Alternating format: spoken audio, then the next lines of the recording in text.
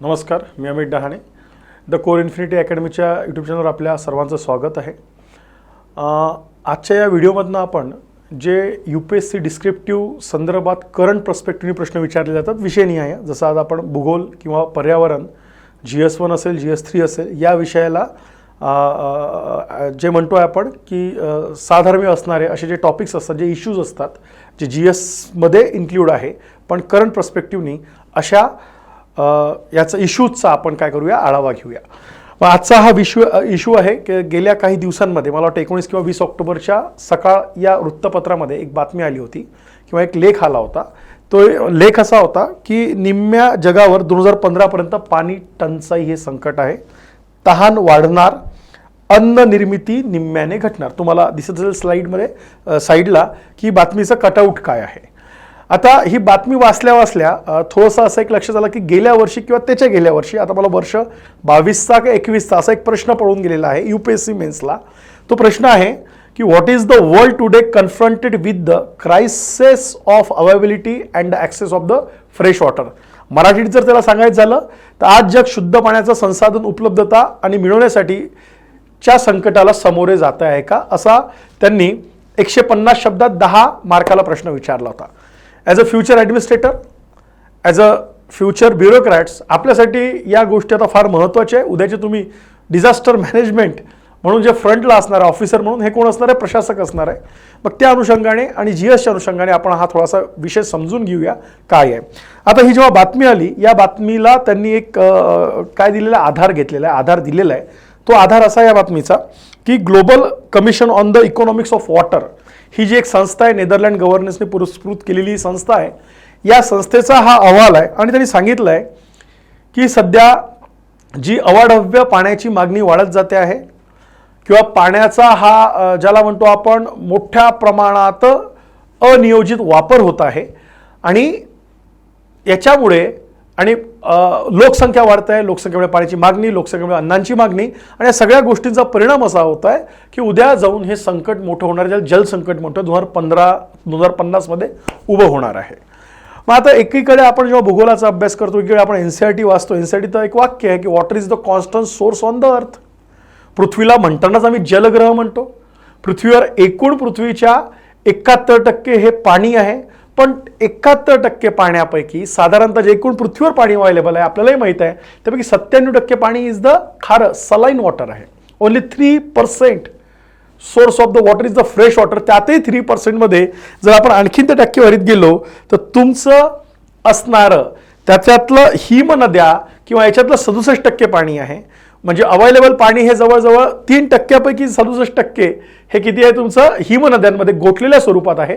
आणि उरलेलं जे काही मी म्हणेल त्यातलं 33%, 34%, मग त्यातलं ग्राउंड वॉटर किती, त्यातलं सरोवरे, नद्या, वाहतं पाणी किती, हे सगळं जर कळलं तर जास्तीत जास्त ज्याला आपण सरफेस वॉटर म्हणतो, वाहतं, हे पॉईंटमध्ये अवेलेबल आहे. सो जरी there is the hydrological cycle म्हणजे जलचक्र तिथं आहे, बाष्पीभवन, सूर्य आहे, तापमान, बाष्पीभवन, पाण्याची वाफ होणार, पाणी वर जाणार, परत सांद्री बनून खाली येणार, ही कॉन्स्टंट प्रोसेस आहे. म्हणून वॉटर इज रिन्युएबल सोर्स, पुनर्निर्मितीक्षम हा स्रोत आहे. तरी मग जगावर जलसंकट का येणार, यात काही रेफरन्सेस त्यांनी दिलेले आहे. हे रेफरन्सेस मला वाटतं वाचावे आणि मग आपण पुढचा विषय समजून घेऊया. आपल्या मेन्सच्या अँगलनी पण आपण समजून घेऊया. पण हा पुढचा रेफरन्सेस काय दिलेला आहे, अलीकडच्या काळात अपुऱ्या अनियमित पावसामुळे पाणी टंचाईचा सामना करावा लागत आहे. आता अपुऱ्या पावसामुळे जर या रिन्युएबल वॉटर आहे किंवा that is a uncertainty of the काय म्हणतो आम्ही मान्सून, म्हणजे मान्सूनवर इम्पॅक्ट करणारे घटक फार वाढलेले आहे. जरी मान्सून हा फार असणार आहे असा फेनॉमेनॉन आहे, जर दर 6 वर्षांनी चक्र भारतात फिरतं, भारतात दर 6 महिन्यांनी पाऊस पडतो, पण याच्यात परिणाम काय झालेला आहे तर त्यांनी सांगितलं आहे त्या अहवालामध्ये 2050 पर्यंत पाणी टंचाईमुळे निम्म्या जगाचे अन्न उत्पादन काय करणार आहे, घटू शकते. तसेच सकल राष्ट्रीय उत्पादन ज्याला आपण GDP म्हणतो, याच्यात 8% घट होऊ शकते. त्या प्रत्येक राज्यांच्या, राष्ट्रांच्या आणि कमी उत्पन्न देश जे आहे, ज्यांचे जे लो इकॉनॉमी असणारे राष्ट्र आहे, देश आहे, यांच्याच्या GDP मध्ये 15% घट होऊ शकते. हा यातला महत्त्वाचा अलार्मिंग काय आहे, फॅक्टर आहे. मग जगातील 3 अब्ज लोकसंख्या किंवा 3 अब्ज लोक किंवा निम्मे जगाचे लोक, आज जगाची लोकसंख्या साधारणतः 8 अब्जापर्यंत पोहोचली आहे.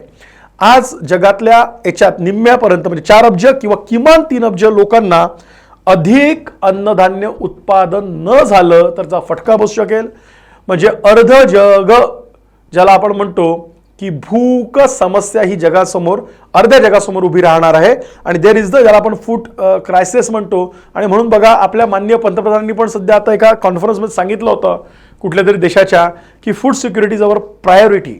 भारतासाठी अन्न सुरक्षा हा आमचा एक महत्त्वाचा मुद्दा असणार आहे असं त्यांनी बोललेलं होतं. हे सुद्धा लक्षात घ्यायचं आहे. मग ह्या महत्त्वाच्या गोष्टी तिथं घडून येणार आहे. मग आता याच्यासाठी जी काही कारणं त्यांनी सांगितलेली आहे ती कारणं काय आहे, म्हणजे कशामुळं ही म्हणजे मी त्याला शुद्ध पाणी किंवा फ्रेश वॉटर अवेलेबिलिटी म्हणतोय. कारण की जगात जरी पाणी आपल्या एकूण 97% पाणी हे खाऱ्या स्वरूपात असलं ते आपण वापरू शकत नाही आहे. मग अवेलेबल 3% पाणी, त्यातलं हिम नद्यांमध्ये 70% गोठलेलं पाणी आहे. जे काही अवेलेबल वॉटर आहे ते रिन्युएबल सायकल जे जलचक्राच्या मार्फत पावसाच्या मार्फत आपल्याकडे येणं गरजेचं आहे.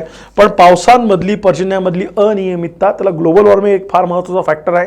ग्लोबल वॉर्मिंग यासाठी ह्युमन ॲक्टिव्हिटीज हा फार आणखीन एक महत्त्वाचा फॅक्टर आहे. So that all are the links. आणि मग या लिंकेजमुळं या गोष्टी इथे घडून येतात हे सुद्धा आपल्याला बघितलं पाहिजे. आणि मग त्याच्यामुळं जर आपण सरासरी पाण्याचा वापर विचार केला तर एकूण जलस्रोत अवेलेबल जे फ्रेश वॉटर आहे याचा उपयोग मानवाद्वारे कशा कृतीसाठी केला जातो तर ज्याला दैनंदिन वापर म्हणतो, धुणे भांडे असतील, अंघोळी असतील, जे काही रिकमेंडेशन आहे की सरासरी माणसाला 40 किंवा 50 लिटर पाण्याची आवश्यकता असते, पण ते 200 लिटरच्या वर सरासरी दैनंदिन वापर आहे. अशा बऱ्याच त्याचं अनियमित वितरण आहे का, अनियमित वापर आहे का, तर या पण गोष्टी आहे. पण साधारणतः जगातील एकूण वापरापैकी फ्रेश वॉटर पाणी वापरापैकी 8% हे दैनंदिन वापरासाठी वापरलं जातं. औद्योगिक ज्याला आपण इंडस्ट्रियल यूज म्हणतो, औद्योगिक वापरासाठी सर्वसाधारणपणे 22% एकूण उपलब्ध फ्रेश वॉटरपैकी वापरलं जातं. आणि 70% पाणी हे शेतीसाठी, कृषीसाठी, सिंचनासाठी वापरलं जातं. आता सिंचनासाठी पण पाणी का आहे, कारण उत्पादकता वाढली पाहिजे. अन्नधान्याचं उत्पादन वाढवणं फार गरजेचं आहे. बिकॉज आपला ॲग्रिकल्चर एरिया वाढत नाही आहे. ॲग्रिकल्चर लँड जे आहे ते तेवढाच आहे. डे बाय डे आपली पॉप्युलेशन, एकूण जगातली लोकसंख्या भारतासारखा देश घेतला आपण 145 कोटीच्या वर गेलेलो आहे. तर ही लोकसंख्या प्रचंड वेगाने वाढते आहे. आणि मग या लोकसंख्येची अन्नधान्य ही गरज आहे त्या अवेलेबल लँडमध्ये तुम्हाला प्रोडक्टिव्हिटी वाढवावं लागणार आहे. जर उत्पादन वाढवण्यासाठी मग खतांचा वापर म्हणजे इरिगेशन तिथं आलं म्हणजे एकूण जलस्रोतांवरचा शेतीचा पण ताण काय होणार आहे, वाढणार आहे. लोकसंख्या वाढेल, दैनंदिन वापर वाढणार आहे, उद्योग वाढणार आहे, शहरीकरण वाढणार आहे. आणि याच्यामुळे सगळा पाण्यावर ताण पडत चालला, त्याला स्ट्रेस ऑफ वॉटर असं एक कन्सेप्ट आहे. अशा सगळ्या गोष्टी घडत आहे. म्हणून त्या अनुषंगाने UPSC मध्ये पडलेल्या प्रश्नाच्या अनुषंगाने मी म्हणतोय की हा आलेला आर्टिकल सकाळमध्ये आलेला आहे. तहान वाढवणार, अन्ननिर्मिती निम्म्याने घटणार ही अलार्मिंग स्टेज आहे. म्हणून GS साठी म्हणजे मी करंट पर्स्पेक्टिव्हनी ऑब्जेक्टिव्ह वेनी सुद्धा आपण म्हणू की ही संस्था कुठली आहे, काय आहे, संस्था कुठे स्थित आहे असा त्याचा अहवाल आहे. पण 2050 पर्यंत ही मोठी एक काय असणार आहे, आपल्यासमोर समस्या असणार आहे. आणि मग त्या समस्येसाठी एक संशोधक आहे जोहान रॉकस्ट्रम म्हणून त्यांचं एक ओपिनियन आहे या पेपरमध्ये दिलं, ते पण तुम्हाला इथे कटआउट दिसेल आपल्या याच्यात. त्यांनी सांगितलं जगाच्या निम्म्या लोकसंख्येला पाणी टंचाईचा सामना करावा लागणार आहे. स्त्रोत दुर्मिळ होत असल्याने अन्न सुरक्षा आणि मानवी विकासाला मोठ्या प्रमाणात धोका निर्माण होत चाललेला आहे. आपण हे घडू देत आहोत, एक खिदाची बाब आहे. मानवी इतिहासातील पहिल्यांदाच आपण जलचक्राचे जागतिक संतुलन बिघडवत आहोत. म्हणजे जलचक्र इज अ नॅचरल सायकल आणि ते कशामुळे डिस्टर्ब होत आहे, because of the human activity. आणि त्याच्यामुळं मानवाने फार कन्सर्न होऊन त्याच्याकडे बघणं गरजेचं आहे. जमिनीच्या वापरातील बदल, मानवी कारणांमुळे होणाऱ्या हवामानामधले बदल, आपण ताज्या जलस्रोतांना अधिक विसंबू राहू शकत नाही. ते आता कमी होत चालले आणि मग त्याला आपल्याला काही पर्याय शोधावा लागणार आहे. ते पर्याय फार महत्त्वाचे आहे, ज्याला आम्ही म्हणतो. त्यात आम्हाला हे समजून घ्यावं लागणार आहे की आम्हाला पाण्याचा पुनर्वापर, रेन वॉटर हार्वेस्टिंग असेल, त्यानंतर जे काही सीवेज वॉटर असतं, सांडपाणी, त्याच्यावर काय करावं लागेल, प्रक्रिया करूनच ते सोडावं लागेल. ह्या सर्व गोष्टी आपल्याला करावं लागेल तरच आपण याच्यातनं मार्ग काढू शकू.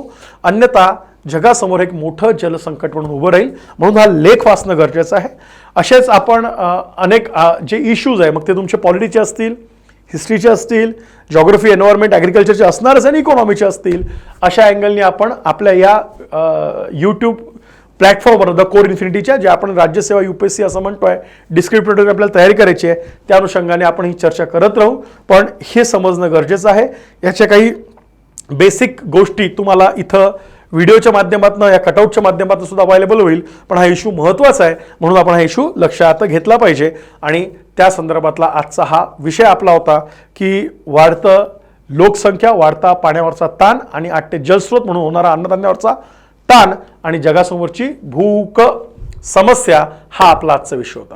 तर पुढच्या लेक्चरमध्ये परत आपण असाच जॉग्राफी, एन्व्हायरमेंट किंवा ॲग्रिकल्चरची संदर्भित असणारा टॉपिक घेऊन परत भेटूया. मी अपेक्षा करतो की तुम्हाला हा टॉपिक अशा माध्यमातून डिस्क्रिप्टिव्हच्या माध्यमातून समजला असेल अशी मी अपेक्षा करतो. थँक्यू.